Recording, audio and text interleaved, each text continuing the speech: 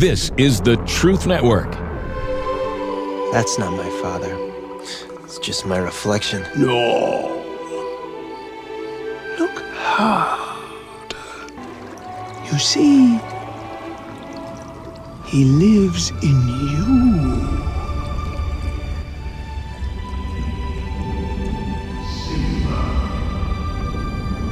Father?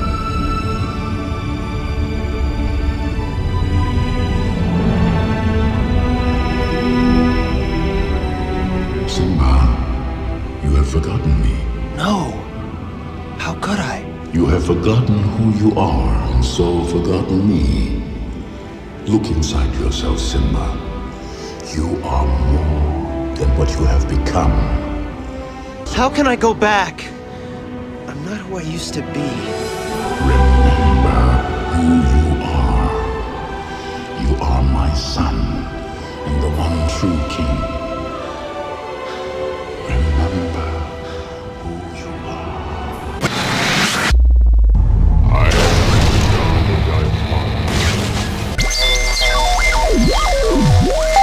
am Christian Car Guy Radio Show. I say this calls for action, and now, nip it in the bud. Nip it in the bud. You got to nip it in the bud. Look inside yourself, Simba. You are more than what you have become. How can I go back? I'm not who I used to be. Remember who you are. You are my son, and the one true king. Remember who you are. Oh, I just can't wait to be king.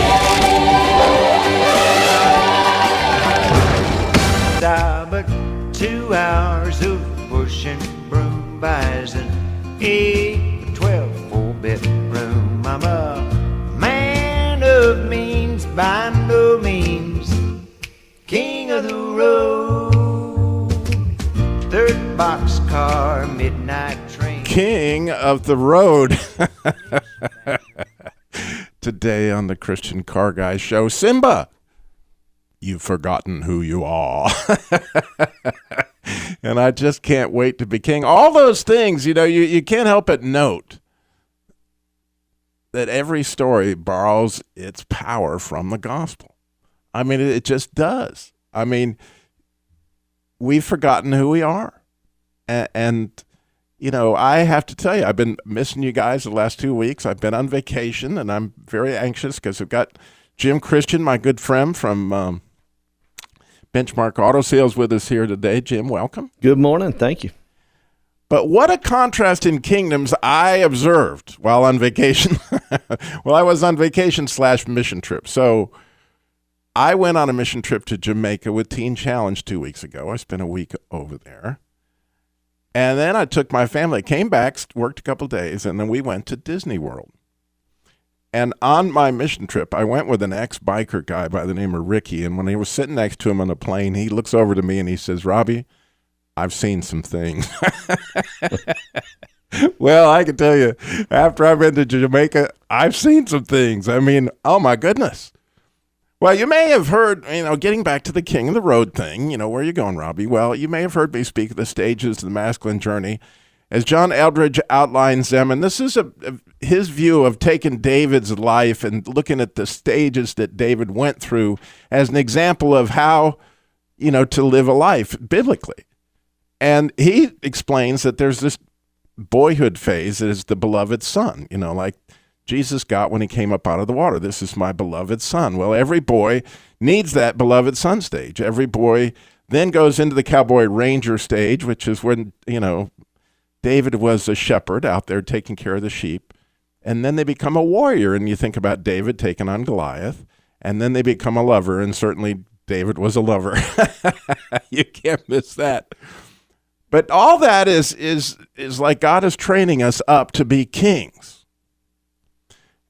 And I think it's so true, and the more I live life, the more I see this, that defining whether or not your kingdom as a king or a queen, as the case may be, is easily spotted by what does it look like to live in your kingdom, right? David made it about the temple, about worship. Think about all the music and all the wonderful things that he got going. Well, with that in mind, let me contrast Walt Disney, who was quite a king the more I think about it as I spent time in his kingdom this last week, and the King of England, or the Queen of England, as the case may be in Jamaica, who ruled Jamaica for all these years and has left behind this situation that I can't even begin to fathom. But the first contrast I want to make to you is how do they care for it? And those people who know me know I teach special needs children, or actually adults, at church. And so how do the Jamaicans treat special needs children versus the way they're treated at Disney World? Okay? Well, if you go to Disney World, you're going to find out that, they go to the front of every line and they're celebrated. I mean, Aladdin or Jasmine or Mickey or Minnie will be hugging them and kissing them, and you will see the celebration of these children that's unbelievable. Well, in Jamaica, they throw them in the gutter, literally. They do. The people there believe that they have an evil spirit, and they throw them out to die. So while I was in Jamaica, I went to the Bethlehem Catholic Mission for the unlovable children there. And there the church roams the streets looking for these handicapped children that have literally been thrown in the gutter to die. And I saw 50 to 60, little tiny babies with Down syndrome or Tourette's or whatever it was that was causing them to think that they had an evil spirit, and they threw them in the gutter. And these kids were on IVs and all this stuff. But then there were these kids up to 14 years old. They were confined to these cribs. They were still in diapers. None of them had been trained to do, because I work with special needs folks, they don't have to live a life where they can't even move. But since there wasn't the manpower to help these kids, you can kind of see what it was like to live in that kingdom. Now, a little more contrast for you, okay? Any decent building in Jamaica that you go to, if it's someplace that you want to go eat dinner in or whatever else, it has a 20-foot wall with razor wire. I'm serious. They all do. And many have armed security. And what few police you'll see in Jamaica, they have machine guns, and they're dressed in fatigues. And I can honestly say I spent a week there, and I never felt safe. I mean, 2 nights a week in Ochos Rios, where we were staying at the Teen Challenge facility there, up on the mountain, they mount these giant speakers. And these speakers are maybe the size of a motorhome. And I'm guessing there were 30 or 40 of them. We saw them carrying them up the mountain. It was about 4 miles away from where we were. Now, this music or screaming, depending on how you want to look at it, started at 4 p.m., and when I took this recording at 2:30, it was still going. Now, we left that morning at like 3, so I don't know what time it stopped. But there was no sleeping, no thinking or anything, and this is what you would hear.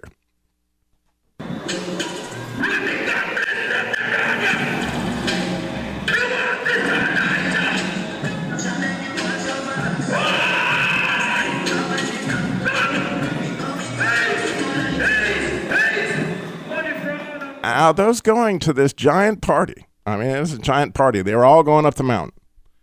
And I was told they were high on cocaine and marijuana, and there were prostitutes dancing on poles literally up and down the road that they were walking up. And if I hadn't seen it with my own eyes, I would never believe that such a thing would ever go on.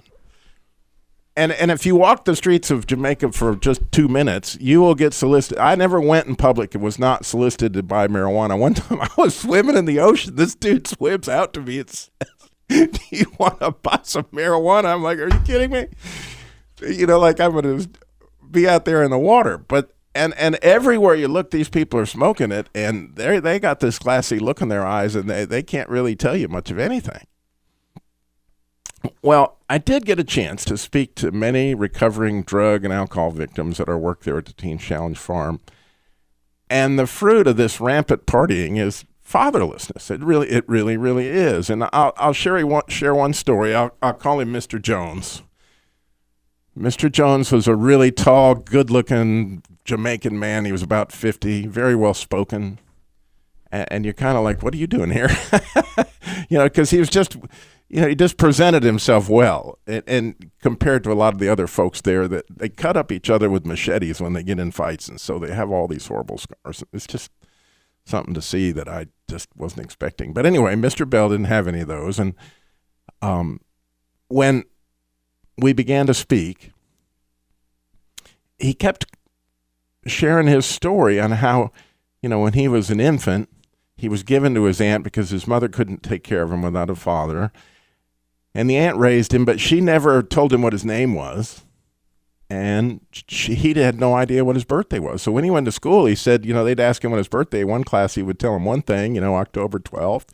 And then he'd go to the next class. They said, what's your birthday? He'd make up another date. And they just called him Mr. Jones, I guess, because, they didn't know what else to do because, he didn't know his name. Wow. So we'll have more on the story of Mr. Jones, and we'll have more on the difference in kingdoms. And maybe this will erupt something in your heart, and you'll feel like calling us and commenting on it. 1-866-348-7884. 866-34-TRUTH. We'd love to hear your story when we come back. Stay tuned.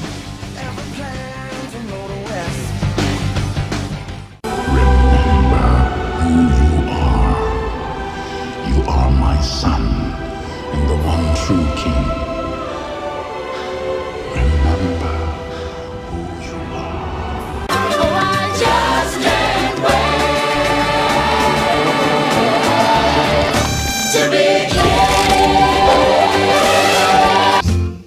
King of the road, third boxcar. King of the road today on the Christian Car Guy Show. I'm talking about kingdoms and what a difference it is to be in one kingdom versus the other kingdom. I've been contrasting my trip to Jamaica, a mission trip with Teen Challenge, working on the Teen Challenge farm, with a trip to Disneyland, Disney World, actually. And we're going to get into more of that. When we left our hero, Mr. Jones, I wanted to finish that story. But in the meantime, I would, again, offer anybody who's had an issue like this where they've experienced living in the kingdom of a good king versus the kingdom, where somebody was self-indulgent, i.e. the British when they ran Jamaica. 866-348-7884 is the number to call in and share. We would love to hear that. So Mr. Jones, as he was telling his story about, he didn't know how old he was. He didn't really know his name.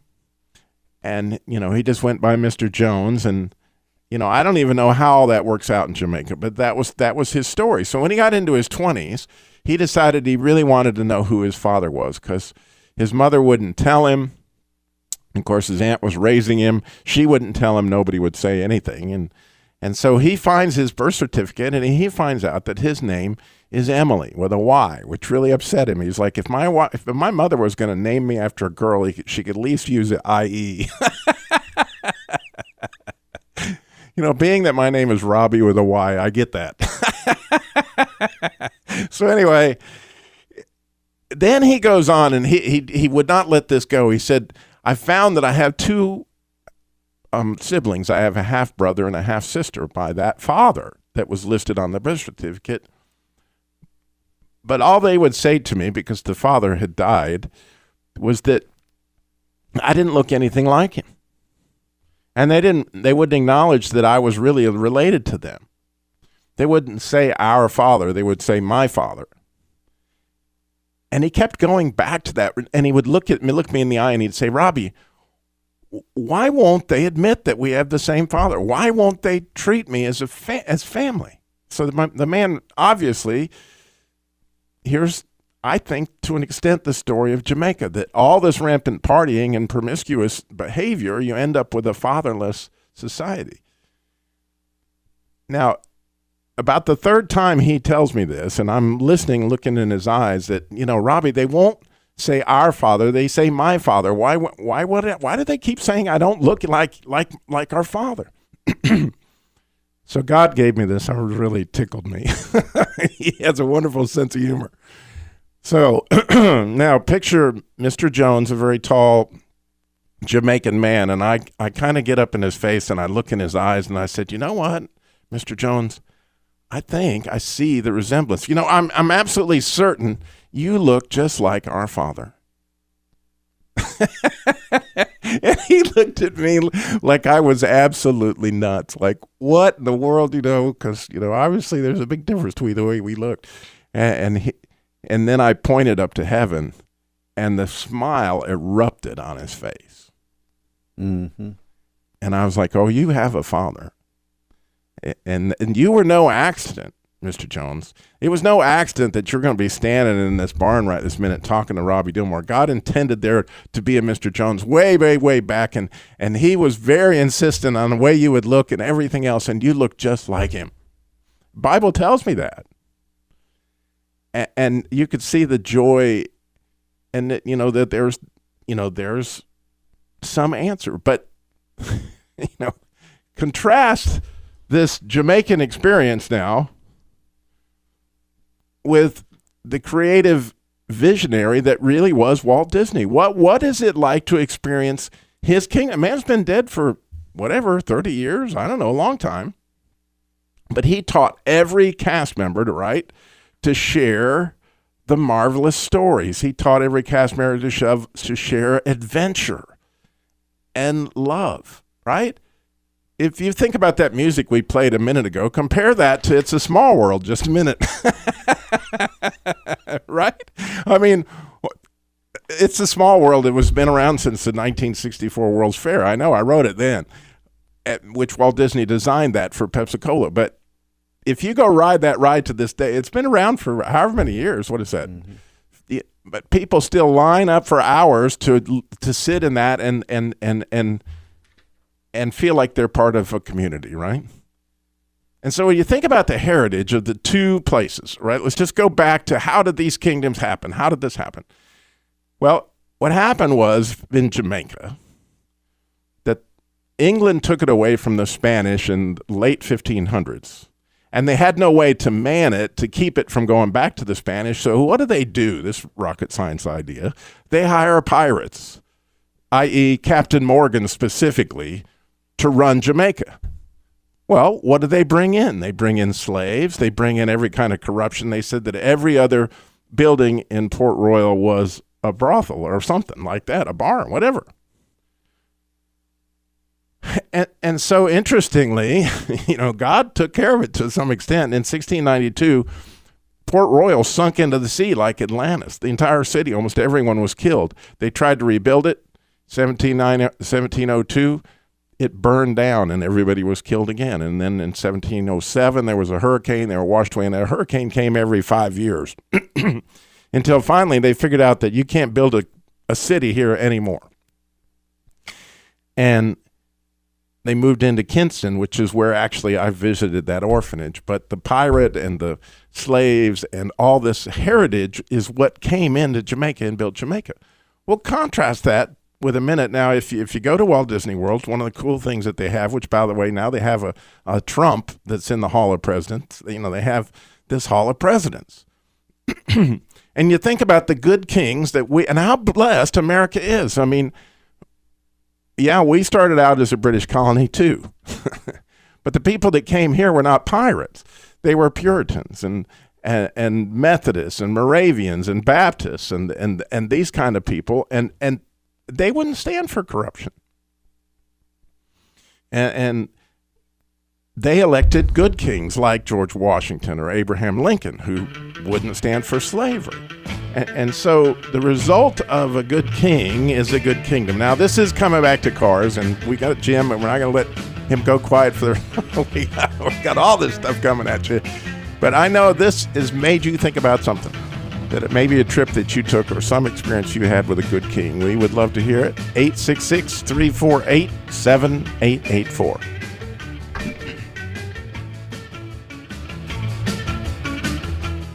Robby Dilmore here, and I've developed a real soft spot for MyPillow.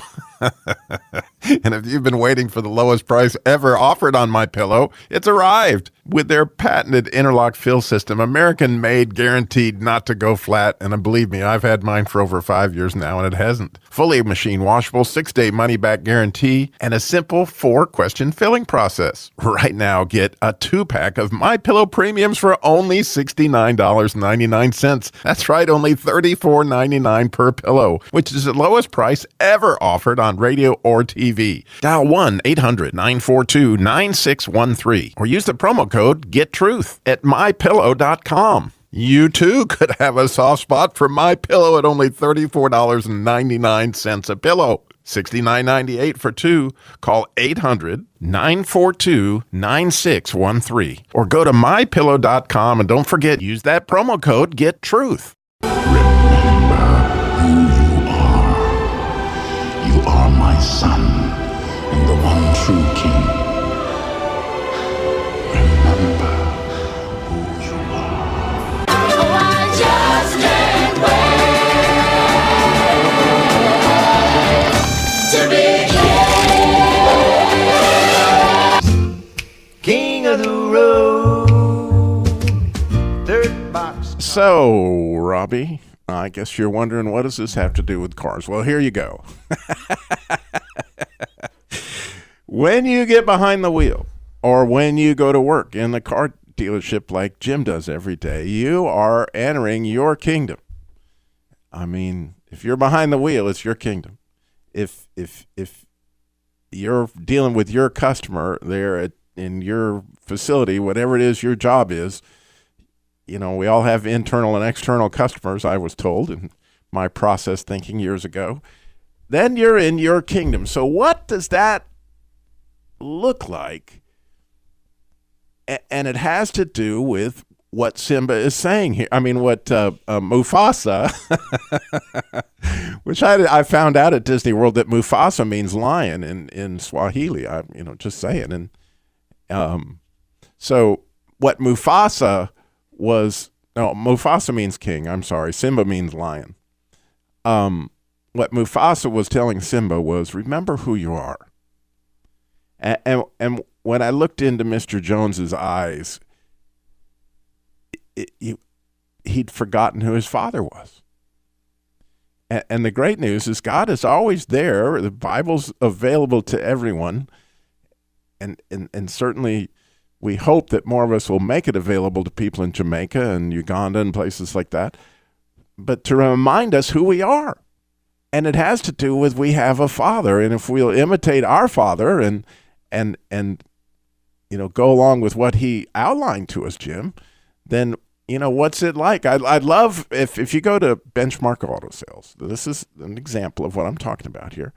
One of your credit criteria is they have to be a nice person, right? Yeah, that's right. That's right. Yeah, for us, it's culture, and it's culture that's based on values, and those values hopefully are reflected in who we are and how we show up every day, and that's an important element. We want to deal with happy, nice people. Yeah, we want to be happy, nice people. Yeah, you want to be happy, but also I think about that from a standpoint of this is your kingdom. Mm-hmm. And obviously you had a founder who this was his kingdom before you that taught you this kind of thing.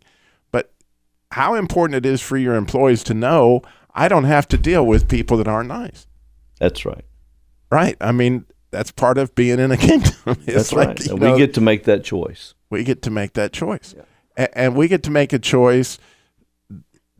And believe me, if you've ever sold cars, and I've sold them for over 40 years of my life, and I've taught people how to sell cars, and I will still say the first and most important sale is the one you make to yourself.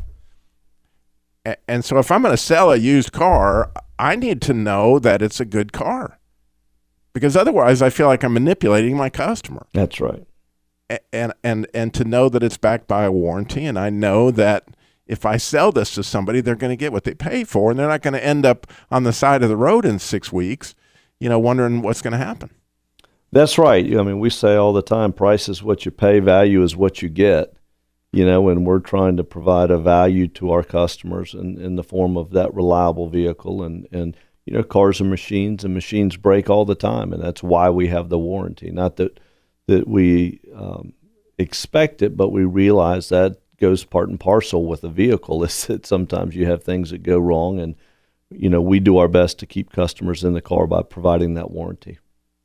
Yeah, and so when I look at this example that I think, God has been painting for me, he painted it so clearly in Jamaica, And don't get me wrong, there's beautiful parts of Jamaica, and they have beautiful beaches, and there's beautiful people there.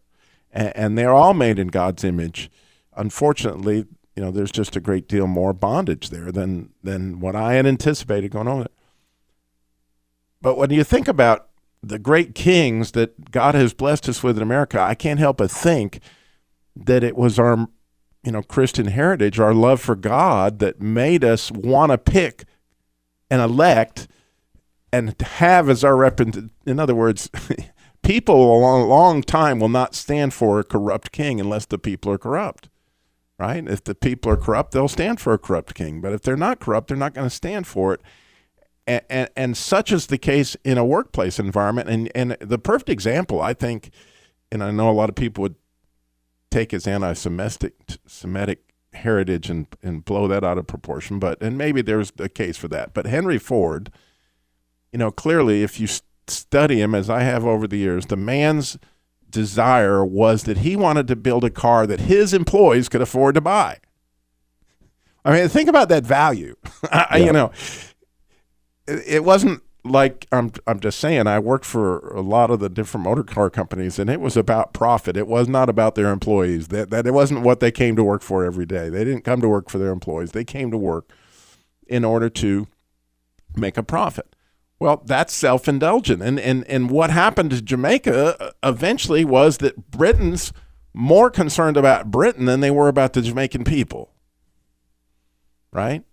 And Henry Ford, clearly, if you study it, the work he went to make, he made the cars less expensive, but then he raised his people's salaries in order to get, he couldn't bridge the gap to make the car cheap enough. He raised everybody's salaries so they could afford them, because, again, the goal was that it was going to be a good thing to be in Henry Ford's kingdom, that this was going to be an enjoyable experience. And the same thing was true for Walt Disney. I mean, if you see there and you go hang out there for a while, and one of the things I just want to point out that's beautiful is the way that they celebrate children. Right? It's a value reflected in their culture. It's completely reflected in their culture. They celebrate children. They celebrate children's values. Now, I know they got their problems, like Henry Ford had his problems. I understand circle life. I get it. There's all sorts of things, but you can't miss the fact that when you are there, this is wonderful, beautiful music. This is wonderful, beautiful stories that, in my mind, picture the gospel in so many ways. So I would love to hear your version of, maybe you've been to Uganda, or maybe you've been to Jamaica, or maybe you've seen something different and you may have a completely different view. I am wide open. I would love to hear it. 866-348-7884, 866-34-TRUTH. And speaking of kingdoms, the Jesus Labor Love in my absence, oh my goodness, I had so many applications. I'm still kind of overwhelmed, trying to get caught up. But it's there at ChristianCarGuy.com. That's car repair labor for single moms, widows, and families in crisis. And I can assure you there were plenty of crises in my absence that we're working on. I appreciate everybody's support and all the donations that have come in for that. Again, you can find that at ChristianCarGuy.com, as well as Christian Car Guy Theater. We had another episode that came out here a few weeks ago. You can get the podcast there. And the car show calendar is just out for August. We're trying to make our kingdom wonderful. So if you go to, ChristianCarGuy.com, you got help for single moms and widows, because we want to celebrate children here. And part of the reason we do Christian Car Guy Theater is it is in my heart to celebrate children and to create something on the radio Saturday mornings for children. And so inside the Christian Car Guy Show is Christian Car Guy Theater. And that's absolutely part of the kingdom, as well as our podcast. And so, all the episodes of Christian Car Guy Theater, by the way, if you go on iTunes to season 5 of Christian Car Guy Show, that is every single episode of Christian Car Guy Theater. You can listen to them in order or download them for your kids to play. And oh, by the way, this is just a personal thing. I would love to get some ratings. You can put 5-star rating or 3-star or some kind of stars that you think, that kind of feedback would help promote Christian Car Guy Theater. I would really appreciate it if you would take advantage of that and let people know about Christian Car Guy Theater. Obviously, We have all these wonderful actors and actresses that would love to see that feedback. So, Jim, moving on to a good used car kingdom, what else what else does this bring up in your mind as you think about your own kingdom, maybe your own family's kingdom, the way you treat your family? It's funny you say that. I don't remember. There was a guy years ago who wrote, his name was Harold Gouge, and he wrote a newsletter, and it was somewhat economic and financially based, but it was hugely spiritual and had a very strong spiritual thread through it. And he would highlight companies that had, real interesting philosophies and values that showed up. And that's what I think I'm saying is cultures are your values reflected. And one of them was a quote by the founders of Ben & Jerry's. And it basically was saying, you can't be one person at home and a different person at work. Your values are what they are. And so I would say my kingdoms are similar, and both of them are constant works in progress, but, hopefully it reflects the things that are important to me and to the people in my life. Well, we would love to hear your kingdom story when we get back. You only got one more segment to do it, so you need to call in 866-348-7884, 866-34-TRUTH. When we come back. My heart is like a stone, and I'm running far from home. Remind me who I am. When I can't receive your love, afraid I'll never be enough. Remind me who I am. If I'm your beloved, can you help me believe it? Tell me once again who I am to you, who I am. King of the road today on the Christian Car Guy Show. What is the contrast of kingdoms that you've experienced? What is it like to be a son of the one true king? Remind me who I am. I mean, that's a beautiful, amazing thing. I can't seem to get enough of it. I would love to hear your story, 866-348-7884. Jim Christian with me today with Benchmark Auto Sales. And, Jim was telling me during the break that one of the values that Ben & Jerry's ice cream had, I just love this, and it so speaks to what Henry Ford's value was, that, well, I'll let you explain it, on their way that they paid their employees. Yeah, so, I think they saw work as valuable, and their thought was, different people contribute at different levels. But based on that, they realized that no one was really contributing substantially less than they were. But while they were the founders of the company, they controlled the revenue and they controlled the income. And so they had a principle that no one that worked at the company would make less than 10% of what they made, which seems like a big disparity. But then when you do the math and you realize these guys are running a multi-million-dollar company and they could have easily paid themselves $1 million a year, that would mean that the lowest paid employee at the company would not make less than $100,000 a year, which is a whole lot of money for anyone. So, or if they were paying themselves $500,000, no one would make less than $50,000, which still is a lot of money. And it's just a remarkable value that they reflected in their company and acted on. Right, and we live here in Winston-Salem, North Carolina, which is the home of Reynolds Tobacco, which I know you could go into a million things that they did wrong. Maybe more than that, I don't know. But one of the things you can't help but note if you live here is even their janitors got rich. I mean, the way that they paid their people, There's lots of people I have met because I sold cars, right? Right. When I came here. We see it today, Robbie. You're and right. these people, I worked for Reynolds Tobacco, and they had all the money. I mean, they could buy anything they wanted to. And what was your position there? Oh, I was a janitor. Well, I'm telling you that what it looked like to work in that kingdom had to do with somebody's values. Now, obviously, there's a lot of things that went awry and with people's values in all these different places. But when you look for the good and you're sitting there and go, okay, what does that look like, and what would I like to be remembered as?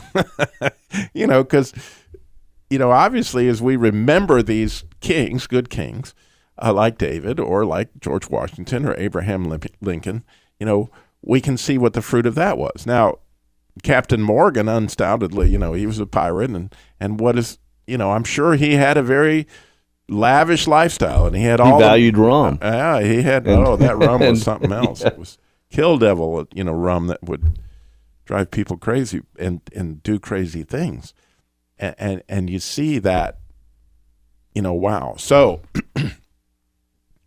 where this gets to the car business, it also gets to your minute by minute experience on the road, right? So, yesterday I'm just going down the road and like, oh my goodness, I see this truck that's pulling a boat run this red light substantially. Like I can see the lights red, and I'm like, oh, this can't be good. And about this time, this Jeep comes through, smashes the guy, and wow. What am I going to do? Because I'm late for lunch and I've got stuff I've got to do. I'm given a moment here to say, what are your values, Robbie? Well, after all, Robbie, you got to live this out. You got to get out and see what's going on. And fortunately, nobody was hurt bad. But, I mean, you got that minute-to-minute decision. Is this going to be a kingdom? Or are you going to be a king and take charge? And the people were freaked out, and nobody had called the ambulance and the police and all that stuff. And so, God gave me the privilege to be able to help in that situation a little bit. But in every little situation you got little opportunity. So we got Sarah. Linda is in, you guessed it, Port Orchard, Oregon. Sarah, Linda, you're on the Christian Car Guy Show. Good morning. Good morning. I just want to I've written it down so it won't take too long. My husband was an ambassador of the good kingdom of his father. Yes. And my father and your father. And whenever he went, wherever he went, he would look around, and when he saw a hint of the resemblance of his father in a person, he would talk to that person. I don't care if it was a restaurant or wherever it was. It doesn't matter whether it was the waiter or the owner, but he'd always just, as he talked, he'd bring out the joy of being a part of the family of the king. The eyes of that person would light up. I've seen it everywhere. And as the royal family's inner fire would increase, just like you said about looking at Mr. Jones, and they'd spread that smile on their face. I've seen that light from that smile would even spread to everyone in the vicinity. I mean, he'd been gone now just 2 years. He's with the Lord, and I'm writing his life and our life together. But he's spoken all over the world. But always he'd bring that smile out, no matter what the circumstances. So, that is Sarah Linda. That's exactly right. Thank you for it. I just so thrilled to hear that. No matter how bad the situation, someone has that. You can bring that light and bring up that family resemblance. That's so beautiful. Yeah, a smile and a friendly, how are you doing? You're right. I mean, and it's scary how many opportunities I probably missed yesterday. But what a gift that God gives us to be able to share. If we would just somehow or another get our focus off self-indulgence, which is hard. Yeah.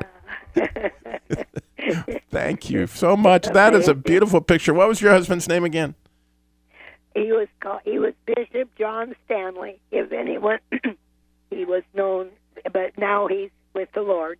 I'm 92, coming on 92, so you see it's a 70-year long time ministry with him, and he was an amazing ambassador to the kingdom. Yes, he was. Bishop John Stanley, Stanley, and you can tell in the way his wife speaks of him to this day that he was certainly a great king. And I'm so grateful that you called in today. Thank you, Sarah.